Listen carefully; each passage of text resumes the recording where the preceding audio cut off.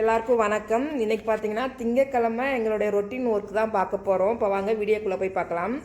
காலையில் எழுந்திரிச்சு ப்ரெஷ்அப் ஆகிட்டு வந்ததுக்கப்புறம் பாப்பாங்களுக்கு வந்து பால் காய்ச்சறது தான் மொதல் வேலை. பால் பார்த்திங்கன்னா இங்கேயே வந்து நம்ம வெளியே தூக்காளி வச்சுட்டோம்னா ஊற்றிடுவாங்க.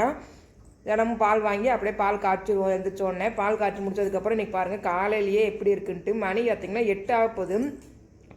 வெயில் வராமல் மழை பெஞ்சிக்கிட்டே இருக்குது. டெல்லியில் பார்த்தீங்கன்னா இப்போ வெயில் கம்மியாக தான் வருது, மழை தான் பெஞ்சிக்கிட்டே இருக்கு. மழை பெஞ்சிட்டு வெளியெல்லாம் நனைஞ்சு போயிடுச்சு. இதுக்கப்புறம் போய் நான் காலையில் எப்பயும் போல் வெயிட் செக் பண்ணிவிட்டு அப்புறம் டயட் மெனு வந்து ஃபாலோ பண்ணுவேன். எம்டி ஸ்டமக்கில் தான் பார்த்திங்கன்னா வெயிட் செக் பண்ணணும்.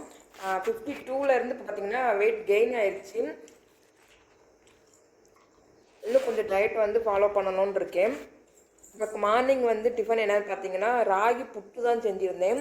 இது வந்து ஹெல்த்தியானது. அப்புறம் வந்து மாவு நிறைய இருந்துச்சா, கஞ்சி தான் காய்ச்சுவோம். வெயில் காலம்னா கஞ்சி காய்ச்சுவோம். இப்போ வந்து குளிர்காலம் தானே, புட்டாக செஞ்சுருவோம், எல்லாருக்கும் நல்லதுன்னு சொல்லிட்டு ராகி வந்து தேங்காய் பூ அப்புறம் சர்க்கரை எல்லாம் போட்டு புட்டு செஞ்சாச்சு. பாலும் காய்ச்சி வச்சாச்சு. இதை சாப்பிட்டு ஆளுக்கு ஒரு டம்ளர் பால் குடித்தோம்னா சரியாக போகும். பாப்பாங்க சாப்பிட்டுட்டு இருக்காங்க. அடுத்து மத்தியானத்துக்கு வந்து லேட்டாக தான் செஞ்சேன்.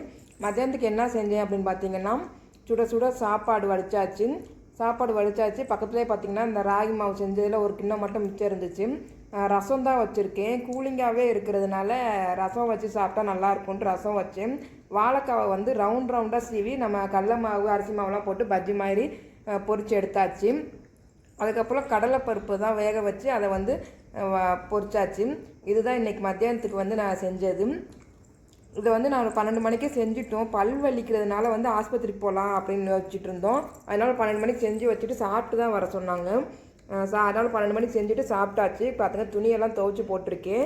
வெயில் அப்போயும் இல்லை, காற்று மட்டும்தான் பயங்கரமாக அடிக்குது. வெயிலே இல்லை டெல்லியில், காற்றுல ஆடிக்கிட்டு இருக்கு. அப்புறம் ஆஸ்பத்திரிக்கு 1 மணிக்கு போனோம். இங்கே தான் போனோம். ஹஸ்பண்டுக்கு வந்து வலி இருக்கிறதுனால 2 நாளைக்கு ஒரு தடவை வந்து செக் பண்ண வர சொன்னாங்க. எனக்கும் லைட்டாக வலி இருந்துச்சு. அதனால் போய் செக் பண்ணிவிட்டு வந்துடுவோம், என்ன ப்ராப்ளம்னு பார்த்துட்டு வந்துடுவோம்னு சொல்லிட்டு தான் போனோம். இங்கே போயிட்டு வர்றதுக்கு பார்த்திங்கன்னா மணி 4 ஆயிடுச்சு.